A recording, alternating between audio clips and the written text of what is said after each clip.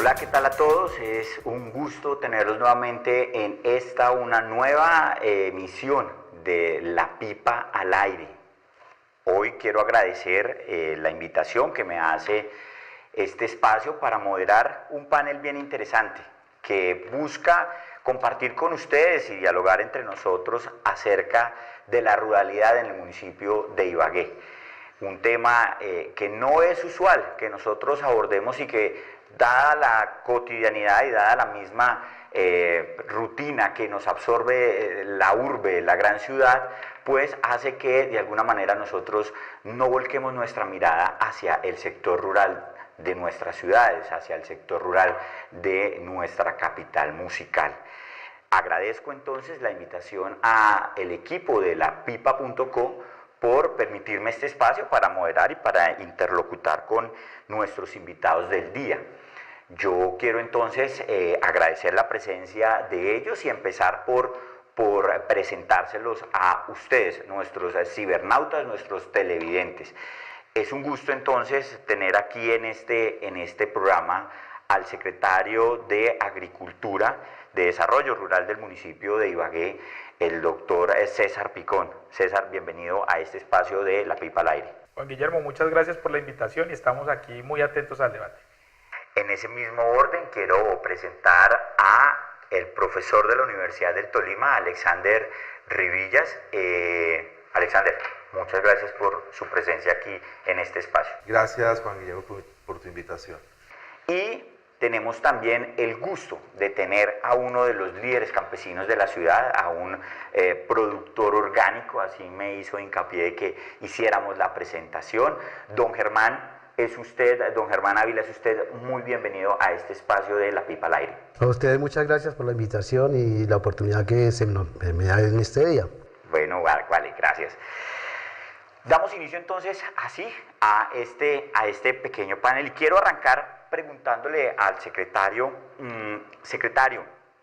¿cómo ha sido, digamos, esa labor suya desde la Secretaría de Desarrollo Rural en este tiempo y cuál, digamos, ha sido el diagnóstico que usted ha encontrado en general de la ruralidad de Ibagué?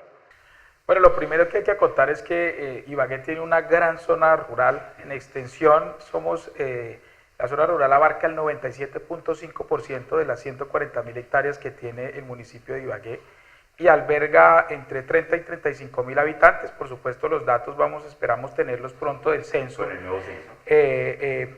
Y es pues definitivamente aunque inmensamente grande en extensión, más bien poco poblada la zona rural, pero definitivamente son las familias ibaguereñas que tal vez más necesidades tengan. Nosotros cuando llegamos al gobierno encontramos un déficit importante en el acceso a los servicios básicos. En las zonas rurales no había ningún tipo de servicio de salud disponible para los campesinos. Los colegios presentaban alto grado de deterioro. Y en algunos de ellos pues se habían cerrado algunas instituciones educativas por cuenta de la no disponibilidad de profesores.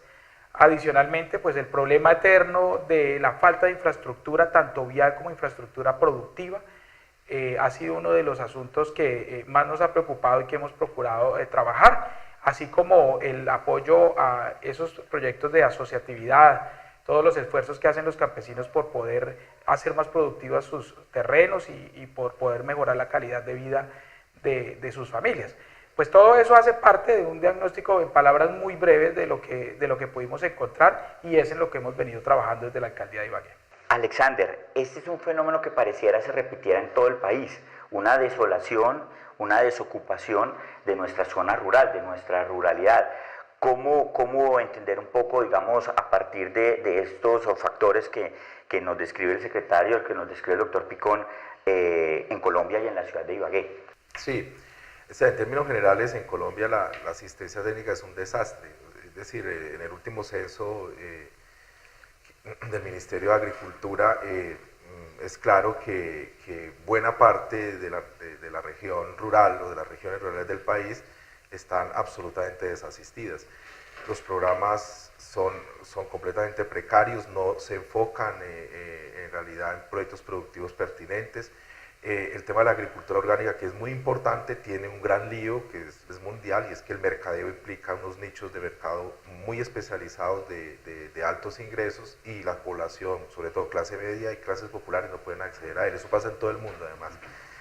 Las experiencias agroecológicas son muy puntuales, aisladas, no hay un tratamiento sistemático de estas experiencias para que se puedan impulsar, se puedan masificar y puedan llegar también a los mercados. Porque recordemos que agricultura orgánica y agroecología tienen pues, diferencias en realidad. Una cosa es agricultura orgánica como técnica, como manera de hacer, ¿no? en el campo, de producir, y otra la agroecología, que tiene unas hibridaciones enormes donde incluso es posible hacer intervención con abonos de síntesis química. Entonces es muy variado el universo. En Ibagué, en especial en Ibagué, yo sí he encontrado, ¿para qué? O sea, no podemos negarlo, desde el 2014 hacia acá, sí efectivamente se ven unos cambios en la manera de afrontar el tema de extensión rural y de manera de afrontar asistencia técnica. Sigue siendo muy puntual, pero sí se notan unas diferencias. Nosotros hicimos un barrido en el 2012 de varias veredas de la zona rural de Ibagué, y efectivamente no hay presencia ni de los gremios en muchos de estos lugares. No había presencia de asistencia técnica del municipio, no había presencia en general de los funcionarios. Obviamente los servicios sociales públicos como salud, educación también, es decir, ha sido un desastre. Y sí hemos notado en los últimos meses unos cambios, ¿no? Muy puntuales. Y se la ha visto, por ejemplo, la primera autoridad del municipio se la ha visto en lugares muy marginales de la región, de la zona rural, cosa que nunca había sucedido. Y esa dinámica se puede constatar, ¿no? Los cambios se pueden constatar. Hay problemas, con esto cierro, hay problemas enormes, una hiperconcentración de la tierra en la zona rural. En las partes altas, del piso templado frío, hay una hiperconcentración de la tierra en las partes bajas, o sea, lo que corresponde a la parte llana. En las zonas de ladera, sobre todo las cafeteras, ahí es una subdivisión excesiva de predios, y allí pues tenemos microfundios improductivos o microfundios insostenibles. Las familias en realidad no pueden derivar un sustento de allí. Entonces hay un gran lío, ¿no? De ordenación de la propiedad rural o reordenación de la propiedad rural que tiene que ser revisado, tiene que ser intervenido de inmediato, porque las poblaciones rurales en general, si tienen problemas de tenencia de la tierra, configuran conflictos agrarios insuperables, en general insuperables. Y el otro, eso está teóricamente probado, o sea, sobre eso no voy a entrar en detalles porque la información es abundante, ¿no? Y el segundo asunto es el tema de los impuestos. El sistema fiscal de la zona rural es muy precario, y hay un privilegio, ¿no? Descaradísimo, vía tasas impositivas o vía impuesto predial de estas grandes propiedades. Es más, pagan más los pequeños y los medianos propietarios en términos de unidad de área, sí, que las grandes propiedades. Los latifundistas en general del municipio pagan por unidad de área mucho menos. Es aberrante la cifra.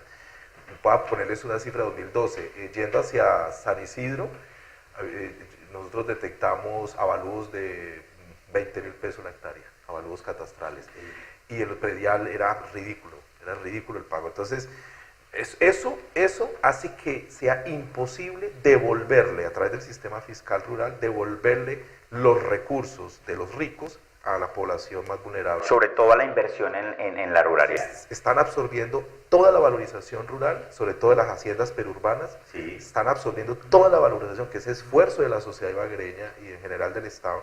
Eso lo están absorbiendo y se la están apropiando privadamente. Don Germán, usted, pues, que es un habitante de la zona rural, que vive en su finca aquí en la zona de Boquerón, ¿cierto?, la parte alta. ¿Cómo ha vivido usted, digamos, esas transformaciones estos últimos años en la ruralidad de la ciudad de Ibagué? ¿Qué ha encontrado usted? ¿Con qué se ha encontrado el campesino de la ciudad de Ibagué en los últimos años? Bueno, realmente nosotros los campesinos que estamos ahí en esa franja tan cerquita aquí a la ciudad. Sí, precisamente el área periurbana de la que hablaba Alexander. Sí hemos captado, nos hemos dado cuenta de que el desarrollo que viene del gobierno central, del municipio, a través de Secretaría de Desarrollo, se ha visto, ¿cierto? Si es bien cierto que no es en un 100%, sí hemos captado que ha habido un desarrollo en cuanto a vías de penetración, en cuanto a manejo ambiental, también en el aspecto de salubridad. Y lógicamente que tenemos que aceptarlo de que estamos cortos en estos mismos objetivos para lograrlos, pero el campesino también es consciente de que a través de esas ayudas que se nos da, nosotros hemos aprendido a aprovechar al máximo cualquiera de ellas, y por eso es que estamos motivados para seguir en estas zonas agrícolas, en esta región campesina, forjando el desarrollo económico, social y político del mismo municipio. Don Germán, ¿vive exactamente en qué vereda, qué corregimiento? Yo estoy ubicado en el corregimiento 17 de La Florida, vereda El Cural Boquerón, en la finca El Porvenir. Es relativamente cerca, estoy ubicado a unos 6-7 kilómetros de aquí de la Plaza de Bolívar. Sí. Por eso siempre argumentamos a través de una campaña que tenemos se me olvidaba decirle que pertenezco al gran proyecto de vida de Mercados Campesinos de Ibagué, que hago parte de un comité del mismo y que amo a Mercados Campesinos de Ibagué, y quiero seguir trabajando para que el campesino del área cerca a la ciudad tenga ese contacto físico directo, productor, consumidor. Es lo que estamos haciendo en Mercados Campesinos. Qué bonito que usted como ciudadano se encuentre cara a cara con el productor, con la persona que le hace a usted, que le fabrica la cebolla, que le fabrica el cilantro, que le produce la lechuga, y sobre todo en mi caso o en el caso de algunos compañeros de Mercados Campesinos, que son productos totalmente sanos, orgánicos, productos que han salido con una mineralogía, digamos, llamémosla especializada, que cada uno de nosotros en nuestras fincas logramos obtener a través de la preparación de los orgánicos. Bien. César, aquí Germán y Alexander hablaban precisamente de esa vocación del suelo rural en el municipio de Ibagué. De acuerdo a las cifras del anuario estadístico que prepara la alcaldía del municipio, uno encuentra que aquí tenemos más o menos, ¿cierto?, unas 60.000 hectáreas, 65.000 hectáreas destinadas para pastos, unas 42.000 de bosque y unas 12.000 para cultivos, digamos, transitorios. ¿Esa vocación se compadece realmente, digamos, del uso del suelo con las propiedades, pues, de nuestro campo ibaguereño, o por el contrario hemos dado un uso no adecuado de nuestras potencialidades del suelo en la ciudad de Ibagué? Bueno, yo creo que aquí en Ibagué pasa lo que pasa en toda Colombia. Si uno ve los mapas de conflicto de uso del suelo, pues definitivamente encuentra que normalmente la actividad productiva no es coherente con la vocación del suelo, con la excepción de la meseta de Ibagué, que fundamentalmente pues tiene justamente esa vocación para este tipo de cultivo, que es un monocultivo, por supuesto, especialmente la siembra del arroz y la ganadería extensiva en la meseta de Ibagué. En la zona de cordillera sí, definitivamente los conflictos son muy fuertes, en virtud de que normalmente, y de acuerdo al plan de ordenamiento territorial, pues son suelos con usos destinados a la protección ambiental, a la conservación, restauración ecológica, etcétera, y pues por supuesto que el campesino que vive y habita en esta zona, como bien lo decía el profesor Alexander, tiene una porción de tierra muy pequeña, pues necesita producir allí para proveer su sustento. Eso es algo que es evidente en la ciudad de Ibagué. Yo quisiera aclarar y darle toda la razón al profesor en el sentido de la inequidad tributaria que tenemos en la zona rural, si usted me lo permite, Juan Guillermo. Sí, ese, digamos, era como un segundo paso o punto que quería que abordáramos. En la ciudad, aquí en el casco urbano, se dio pues todo un debate sobre la tributación, ¿cierto?, en materia de la tenencia de la tierra en el casco urbano, los propietarios pues de las viviendas con el tema del impuesto predial. ¿Qué ha pasado con la tributación en la zona rural? ¿Hacia dónde estamos cabalgando? ¿Cuáles son, digamos, esos retos que se le presentan a la ciudad para intervenir en el campo en materia tributaria? Mire, Juan Guillermo, así como teníamos unas fuertes inequidades por una falta de actualización en la zona urbana, lo mismo nos pasa en la zona rural. Cuando el señor alcalde Guillermo Alfonso Jaramillo dijo públicamente que en una casa en Las Victorias que puede estar evaluada entre 2.500 y 3.000 millones paga el mismo predial que una casa en el Jordán, es justamente porque la zona donde está ubicada Las Victorias todavía es rural. Sí. Y como no se ha hecho ningún tipo de actualización catastral, se presenta que propiedades con un alto valor comercial, catastral y comercial, pues están pagando una tarifa regular, una tarifa mínima, una tarifa que no tiene ningún tipo de asidero si usted lo compara con realmente el valor catastral y comercial que tiene. Y no solamente hablando de viviendas, porque es que este fenómeno de la urbanización... De la periurbanización, que son esa franja, para exactamente, explicar un poco a los televidentes, es esa franja que se ubica entre la ciudad y el campo. Exactamente, y que ya está generando, pues digamos, unos asentamientos que son de alto nivel, ¿no? No solamente estamos hablando de Las Victorias, nosotros ya tenemos hacia el sector de Calambeo, en algunos sectores, pues unas casaquintas, hacia Ambalá, vía a China Alta, hacia el sector del Totumo, sector de Llanos del Conveima, tenemos hacia la vereda Caiп, hacia el cañón del Conveima, Villarrestrepo, unas viviendas, unos predios con un altísimo valor comercial y por supuesto catastral, que están pagando como si fueran simplemente otra parte de la ruralidad de la ciudad.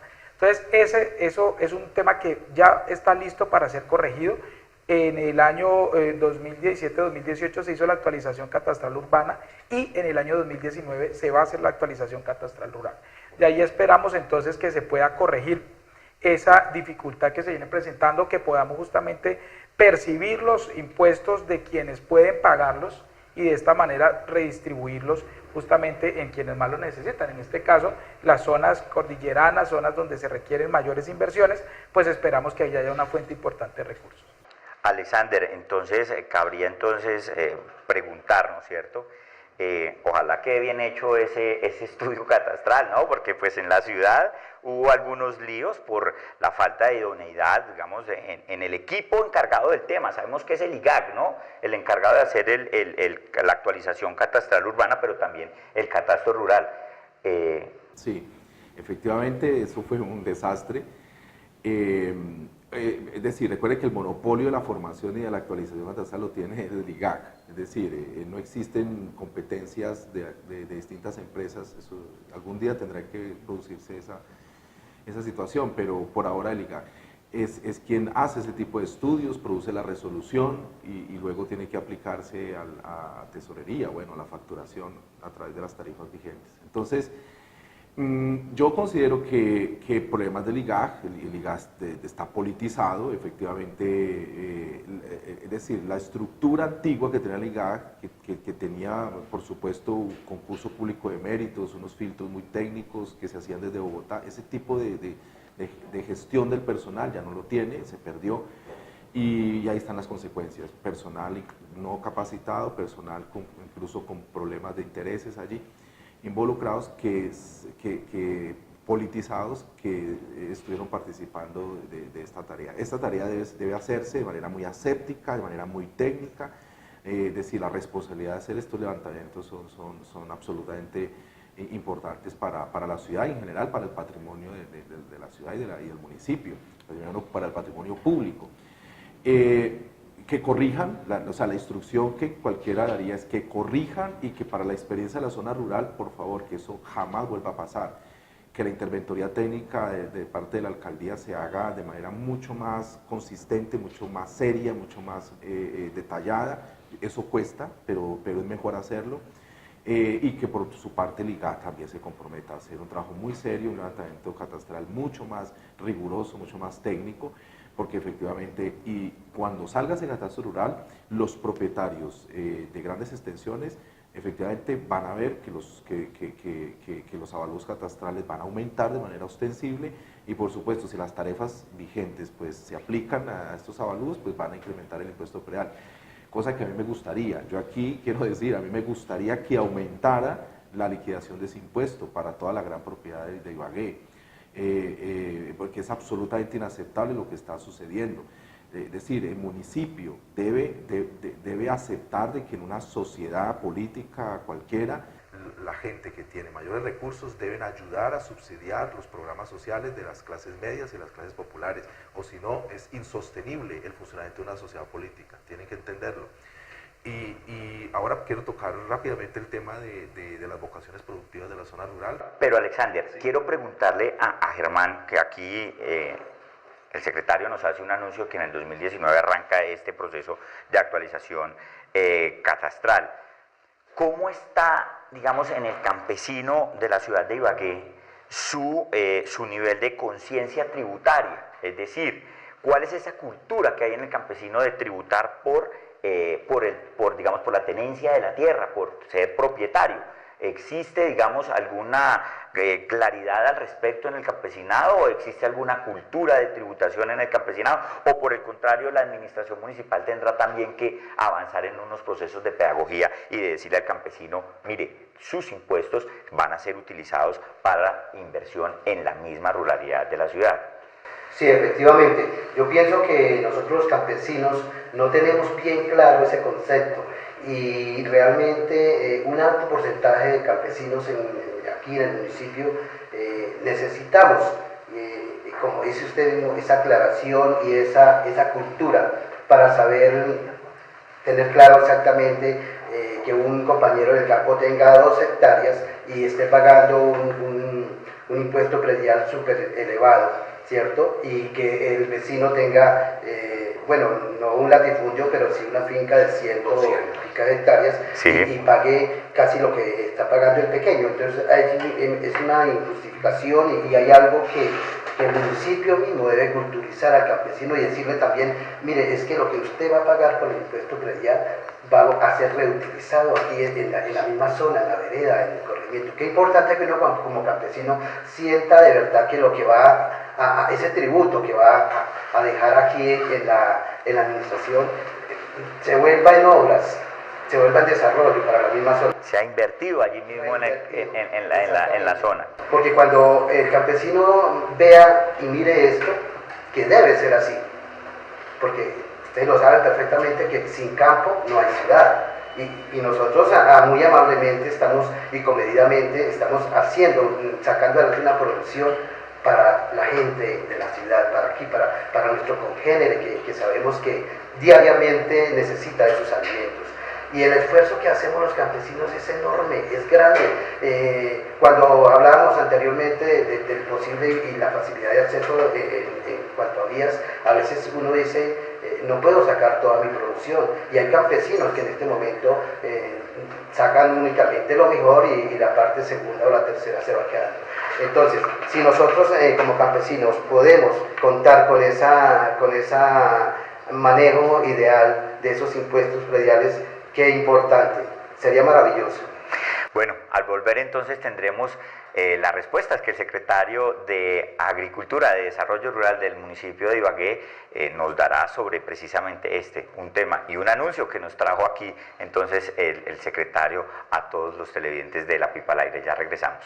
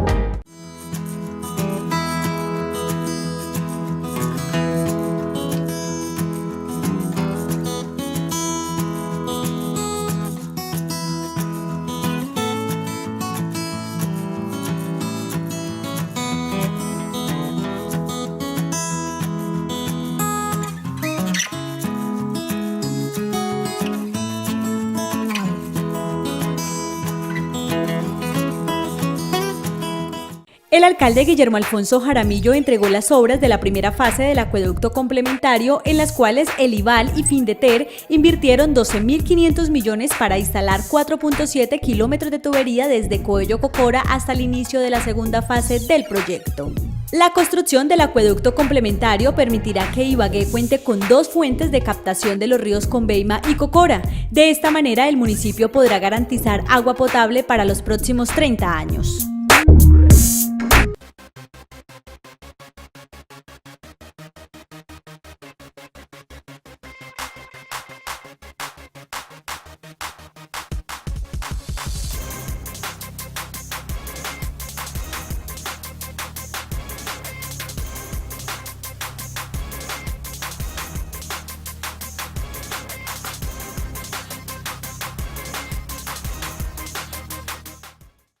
Bueno, al regreso, pues ahora disfrutamos de una muy rica taza de café gourmet Astrid Medina. Este es un café que es producido en la vereda San Miguel del corregimiento de Gaitania en el municipio de Planadas. Ha sido un café con muchos galardones, con muchos premios, y bueno, hoy en La Pipa al Aire tenemos el enorme placer de disfrutar de esta taza de Astrid Medina, café gourmet, secado al sol a 1800 metros sobre el nivel del mar.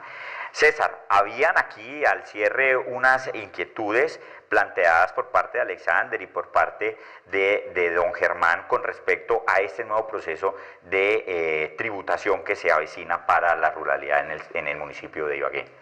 Bueno, sí, yo quería diferir un poco del profesor Alexander Rivillas en el sentido de la evaluación que se hace del proceso de actualización catastral urbano. Yo no creo que es injusto considerarlo un fracaso, toda vez que si bien se presentaron una serie de reclamaciones por parte de la ciudadanía, nosotros recibimos cerca de 2.000 reclamaciones directas por parte de ciudadanos que consideraban que su actualización catastral había quedado mal hecha por una u otra razón, pero en sí, después de la evaluación final que se hace por parte de la Secretaría de Planeación como supervisora, por parte de la Secretaría de Hacienda, pues se observa es que el catastro se aumentó en la forma relativamente coherente a lo que debió haber aumentado después de 8 años de no haber sido actualizado.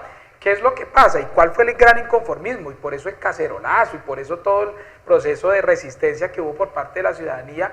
Pues lo que pasa es que hace 8 años que un predio, por ejemplo, era un lote, hoy en día es un edificio de 4 o 5 pisos con locales comerciales, etcétera, pues obviamente es una propiedad que tiene un avalúo catastral completamente distinto a cuando era un lote.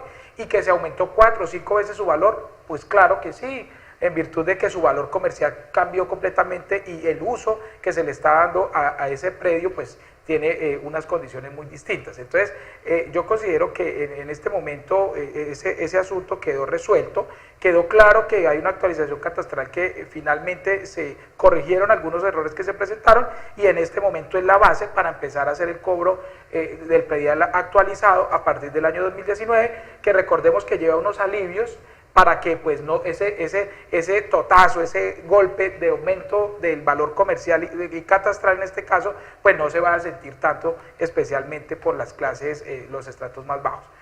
Por otro lado, importante señalar que las dificultades que yo mencionaba al principio del programa, frente a lo que encontramos, ha sido justamente una preocupación por parte de este gobierno y en el que hemos hecho todos los esfuerzos para ver cómo corregimos ese abandono estatal que aquí se planteaba en la mesa de trabajo.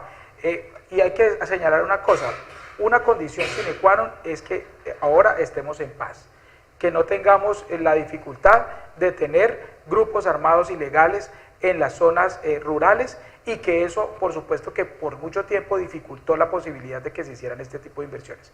Y otro, por supuesto, que haya voluntad política. Si no tenemos gobernantes que tengan dentro de sus postulados, dentro de sus principios, la necesidad absoluta de corregir esas inequidades que tenemos con los campesinos, pues definitivamente no podríamos ver lo que hoy estamos viendo. ¿Qué estamos viendo? Este gobierno abrió los 21 puestos de salud en la zona rural, está haciendo una inversión muy importante que fue aprobada por el Consejo Municipal para implementar el modelo integral de atención en salud en la zona rural. Hoy en día, en todos los centros poblados tenemos puesto de salud con enfermera y médico, si no es permanente, va a ser todas las semanas atención médica, de odontología, y tenemos también la posibilidad de remitir a la zona urbana a aquellos que requieran un nivel de atención más importante. Se están haciendo inversiones, le acababa de mostrar extra cámaras, Juan Guillermo, cómo quedó el colegio del corregimiento de Toche.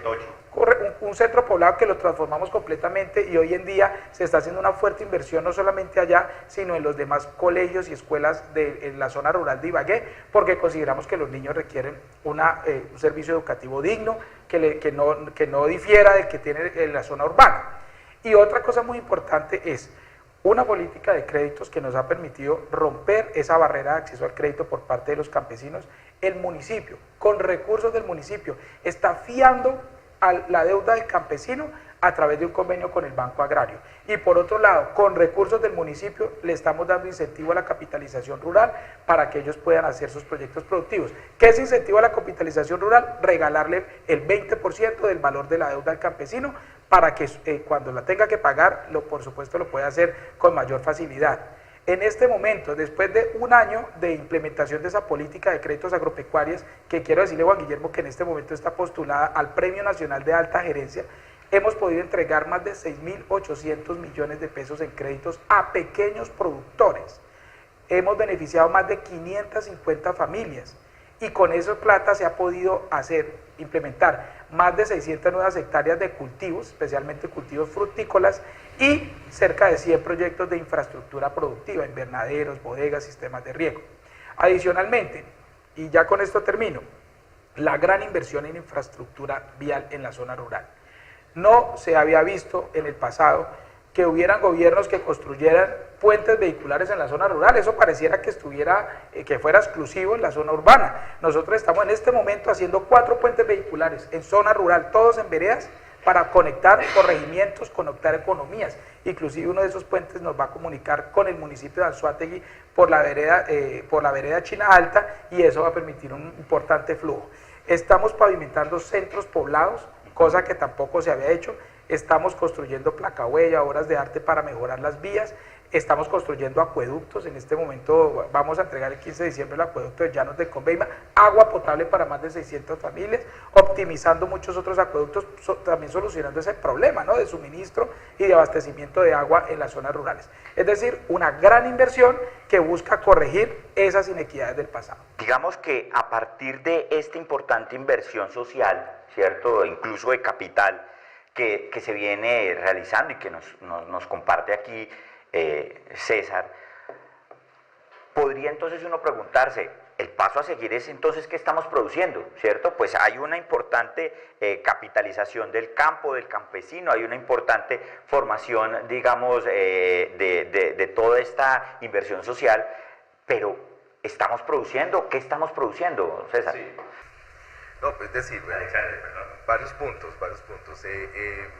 El primero es que efectivamente, el catastro rural tiene que quedar muy bien hecho, es decir, no cometer los errores del catastro urbano, porque sí hubo errores, hubo levantamientos físicos mal hechos, o sea, de los atributos físicos del inmueble mal hechos, y la investigación de mercado se hizo de manera muy general, pero bueno, yo incluso escribí un artículo defendiendo la actualización y pidiendo incluso que se ajustaran esa liquidación de esos impuestos, y obviamente corregirle a las personas que tienen bajos recursos, corregirle todo lo que hay que corregirle.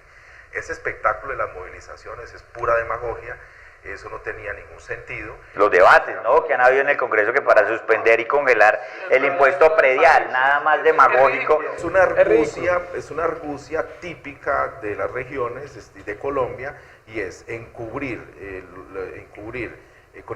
obviamente con discursos grandilocuentes de que estamos destruyendo la posibilidad de modernizar el país, encubriendo intereses personales que quieren seguir resguardando privilegios y demás tratamientos especiales. Eso no se puede aceptar, y en eso hay que tomar una posición desde un principio. Yo lo hago desde la academia porque no es una cosa inventada, ideológica, sino que una sociedad se debe ordenar de esa manera, no hay otra manera. Si existe otra, que nos la digan, ¿no?, que viole la termodinámica y que etcétera, es decir, que nos digan cómo funciona una sociedad de manera mágica, ¿no? Es decir, no hay que hacer esos esfuerzos, y los privilegiados deben aportarle a la ciudad y a la zona rural. Bueno, es un segundo punto absolutamente clave, mire, nosotros tenemos una gran concentración del crédito en el Tolima, en el departamento del Tolima. ¿Qué quiere decir? De que el crédito blando, el crédito subsidiado, en general está concentrado en pocas manos. Y el crédito comercial, lo mismo, está concentrado en pocas manos. Nosotros tenemos técnicos, tecnólogos y profesionales con muchas experticias en el tema agrario y a ellos no les llega el crédito. Hasta que nosotros no tengamos una política de créditos fuerte para que estas poblaciones profesionalizadas, con capacidades de hacer proyectos productivos interesantes, no tengan acceso al crédito, es imposible. Es imposible que en las zonas rurales tengamos una reactivación de empleo y de productividad. Eso es aberrante y hay que corregirlo. La alcaldía en ese sentido, no sé, creo que ese programa apunta, que acaba de resumir el secretario, apunta a corregir ese asunto, pero en mi opinión general, esa medida tiene que hacerse general. No es posible que pocas manos sigan concentrando más del 90% del crédito colocado en el departamento del Tolima.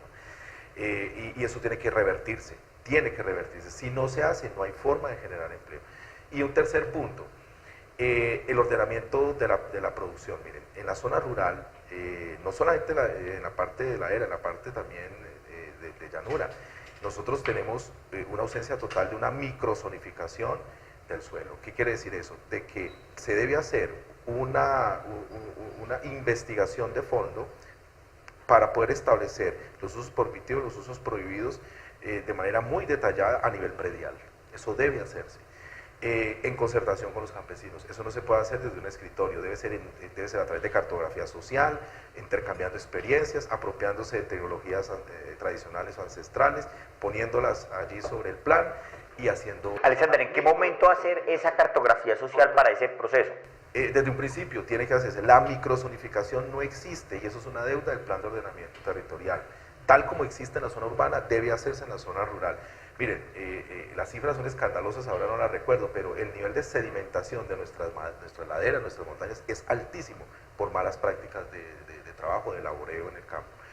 Y los problemas de acidificación en unos sectores, de salinización en otros sectores, de pérdida de suelo por impacto eólico, de compactación del suelo por sobrelaboreo, en la parte plana son enormes.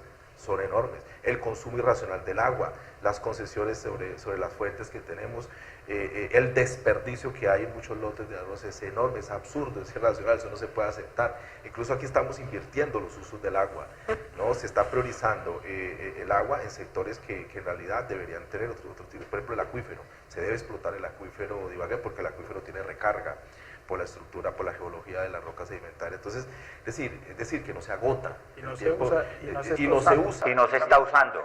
Estamos solamente aguas superficiales. Ustedes van en verano, por ejemplo, de la zona media de la cuenca del río Conveima, bajan por el lecho, ¿no? Está absolutamente muerto el río Conveima, absolutamente muerto. Un poco más abajo vuelve y recarga, pero por drenajes superficiales.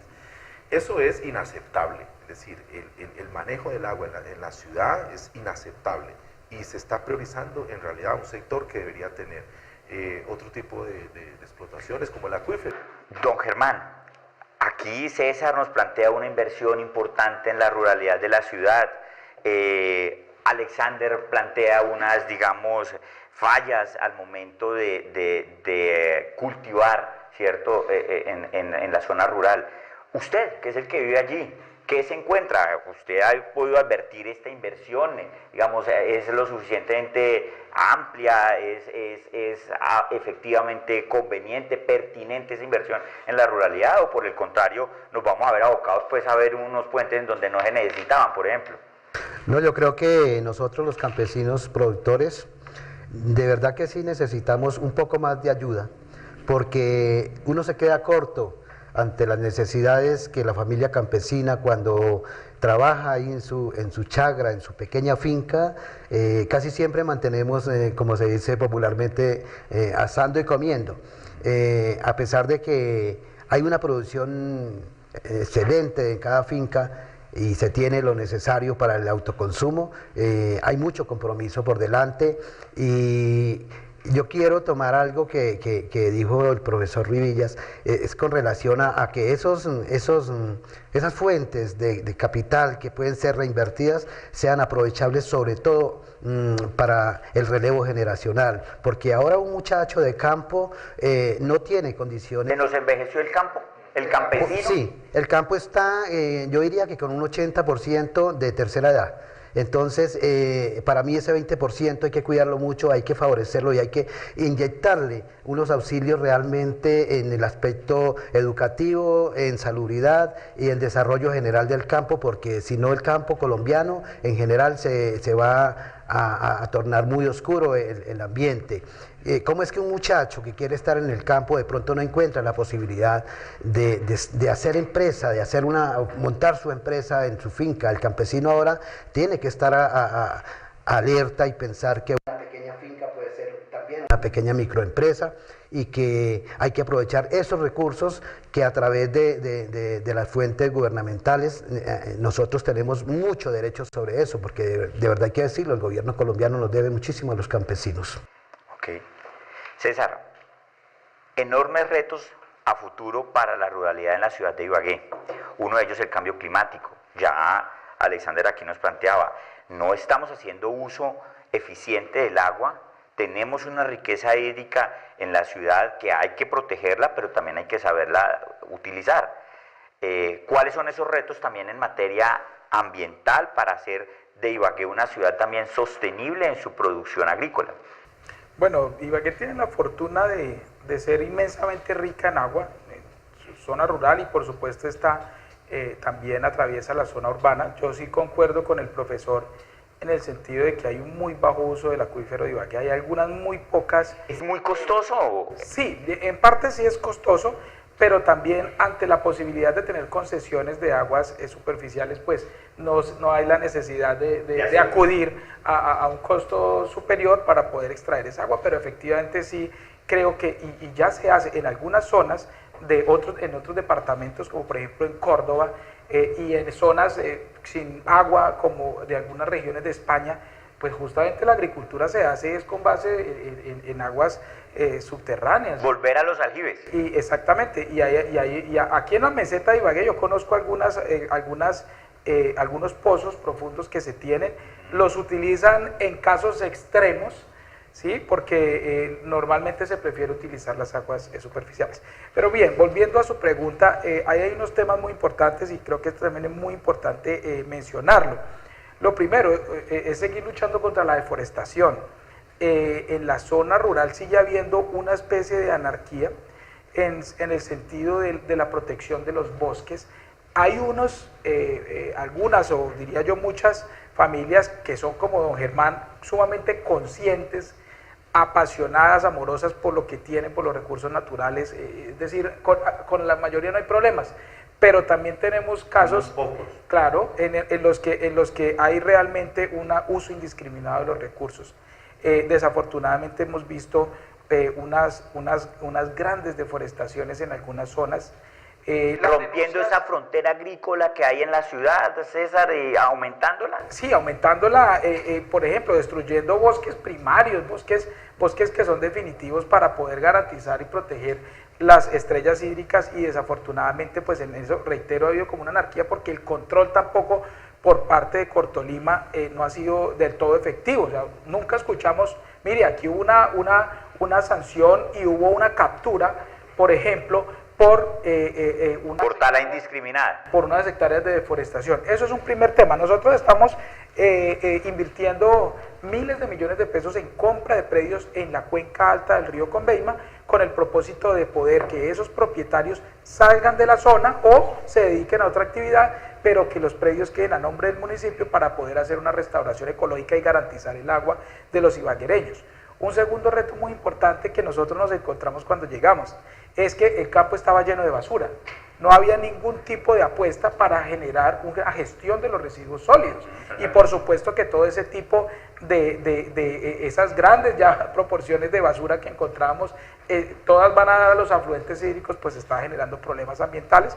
Nosotros hemos procurado hacer varios trabajos en ese sentido. Hemos formado asociaciones para hacer un aprovechamiento de residuos. Hemos entregado motocarros en zona rural, ahora en diciembre vamos a entregar más motocarros a las zonas rurales para que hagan rutas de reciclaje y puedan almacenarlas, y nosotros en vehículos del municipio las recogemos.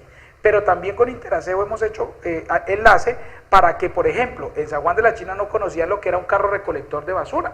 Que lleguen hasta allá. Que lleguen hasta allá. Ahora llega porque hicimos un acuerdo con Interaseo para que regularmente hagan recolección en esos centros poblados que son tan grandes, que generan una importante cantidad de residuos sólidos. Entonces ya está recogiendo en San Juan de la China, está recogiendo en San Bernardo, en Tapia se trae a Cuello Cocora y allí se recoge los residuos sólidos, y por supuesto se hace su debida disposición.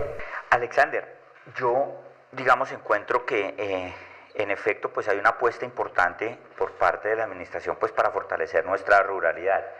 Yo quiero también plantearle que en el marco precisamente de todo este cambio que hay en la inversión rural y toda esta apuesta también por hacerlo sostenible ambientalmente, ¿cómo vemos esas otras fuentes, cierto, de generación de ingresos para el campesino provenientes, por ejemplo, del ecoturismo? ¿Cierto? En la ciudad de Ibagué pues hemos visto cómo ahora el avistamiento de aves se convierte en un renglón bien importante. ¿Cómo hay otras fuentes de ingreso para el campesino que van más allá del simple cultivo?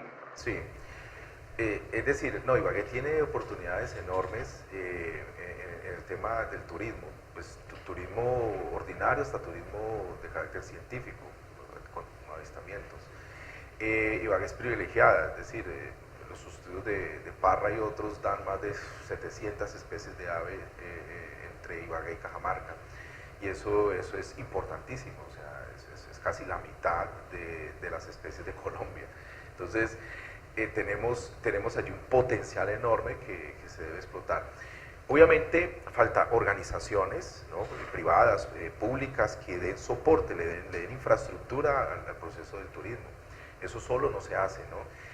También el tema de vías es absolutamente fundamental, de cables aéreos, transporte de carga y transporte de pasajeros, porque no podemos penetrar, buena parte de nuestras montañas no se pueden penetrar con estas obras por las características especiales de estos suelos, pero efectivamente nosotros no tenemos interconectada la zona rural, sobre todo la de montaña, además con los demás pequeños polos de desarrollo de las crestas de montaña que hay en todo el Tolima. Es decir, desde el Líbano, antes de Herbeo, Líbano, etcétera, todo esto debería estar interconectado hasta planadas por la cresta de montaña, y eso no está. Eso es una deuda histórica que tenemos con el departamento, y eso hay que tratar de resolverlo, así sea con cable aéreo. Entonces es una posibilidad allí enorme, y con eso puedes potenciar el turismo. Digo, desde el convencional. Además de campesino, volverlo promotor, agente turístico. Tiene que hacerlo. Bueno, claro que aquí al respecto, es decir, la alcaldía tiene que hacer una reestructuración organizacional enorme. Eso en varias oportunidades lo hemos dicho, se lo he comentado a varios funcionarios en sus momentos, incluso en la confección del plan de desarrollo que me invitaron. Es decir, una Secretaría de Ambiente es necesaria, es absolutamente fundamental. Una de Hábitat es absolutamente. Hoy por hoy tenemos Secretaría de Desarrollo Rural y Ambiente. No, eso y Medio Ambiente, es la misma Secretaría en este momento. Eso para una ciudad para un municipio tan complejo, eso es inaceptable. Es decir, hay muchas reestructuraciones organizacionales que tiene que hacer la alcaldía para poder enfrentar estos retos que van apareciendo, ¿no? Porque de otra manera es muy difícil. Es cierto, muy cierto lo de Cortolima, no sé en qué está concentrado Cortolima, pero efectivamente las actividades de sanción, vigilancia, sanción, monitoreo, etcétera, tienen que orientarse a producir efectos reales, concretos, porque se está haciendo con los recursos lo que se les da la gana en el campo. Lo hemos visto en los recorridos que he hecho, en varios proyectos de investigación, hacen lo que se les da la gana, desde el Totumo hasta la parte alta de las zonas. Efectivamente, bosque primario están talando, en un estudio que hicimos en el 2012, las tasas de deforestación de Ibagué eran de 170 hectáreas, con imágenes satelitales, 170 hectáreas año, contabilizadas desde 1956 a imágenes lanzas de 2012. se hizo el cálculo y encontramos esa tasa de deforestación. Una tasa que se aproxima a la deforestación que recientemente conocíamos en el país, encendió las alarmas de todas las instituciones. Es decir, es una cosa que puede destruir nuestros bosques, es decir, y que bueno, amenaza el agua, etc. Entonces, tenemos que también mejorar estos instrumentos de gestión, como las organizaciones o las instituciones que se encargan de operar el tema de ambiente, el tema de agricultura y el tema de recursos o de explotación de recursos, como le quieran llamar. Don Germán, ya para empezar pues el cierre de esta nueva edición de La Pipa al Aire, ¿cuál ha sido la enorme deuda y cuál es el llamado de los campesinos de Ibagué a las autoridades, a la academia y en general a la sociedad? ¿Cuál es ese llamado? Son muchos los llamados porque ya lo hemos venido tratando acá y primordialmente el campesino necesita culturizarse, conocer de verdad su suelo, conocer su riqueza ancestral para poder defender mediante estos medios y con un conocimiento, una cultura ideal para el campesino poder aceptar el cambio radical que se vive a diario, porque nosotros los campesinos somos quienes hemos sentido, por ejemplo, el cambio climático a un alto nivel y nos damos cuenta que combatir, si se me permite la expresión, contra ese fenómeno es muy imposible con unos recursos muy bajos o con una falta de cultura por parte del campesino. La otra parte interesante en el aspecto agroecoturístico, yo personalmente arranqué un proyecto de agroecoturismo hace unos 4 años, pero estoy, como se dice, totalmente pegado, porque nosotros los campesinos que queremos hacer ese tipo de desarrollo para el bienestar de las comunidades urbanas, no encontramos la manera de salirnos, de avanzar. Sencillamente da que pensar cuando uno recorre los alrededores de Ibagué y se encuentra con unos paisajes hermosísimos, con unos que los tenemos nosotros únicamente, con oportunidades de desarrollo turístico, donde la gente no tenga que correr a otros departamentos, por ejemplo, o a otras partes fuera del país. Un baluarte en turismo, tenemos unos, como ya lo decía el profesor Rivillas, unos centros especiales, unos cerros de avistamiento, donde podemos hacer cacería fotográfica, donde podemos sacar y conectar, eso es muy cierto, conectar las comunidades entre sí para poder hacer unos corredores turísticos. Qué agradable sentirse aquí en Ibagué y darse cuenta que a 4 o 5 kilómetros tenemos unas montañas bellas, impresionantes, con un recurso hídrico fascinante, pero desafortunadamente nosotros no hemos podido despegar, sea por lo que sea, la parte económica, la parte cultural, y sí, a mí me gustaría que el gobierno departamental, municipal, tenga en cuenta esto para que el campesino siga en su finca, desarrolle esos programas que van a servir económicamente para todos, porque ahí entra lo que hablamos anteriormente, el predial, todo y lo que aportamos a las administraciones, pero esa familia campesina que puede hacer un programa agroecoturístico va a sentirse congratulada y con fuerza para poder desarrollar cualquier tipo de programa. Don Germán, muchas gracias por habernos acompañado. A usted muchas gracias por invitarme. Mensaje final para todos nuestros televidentes.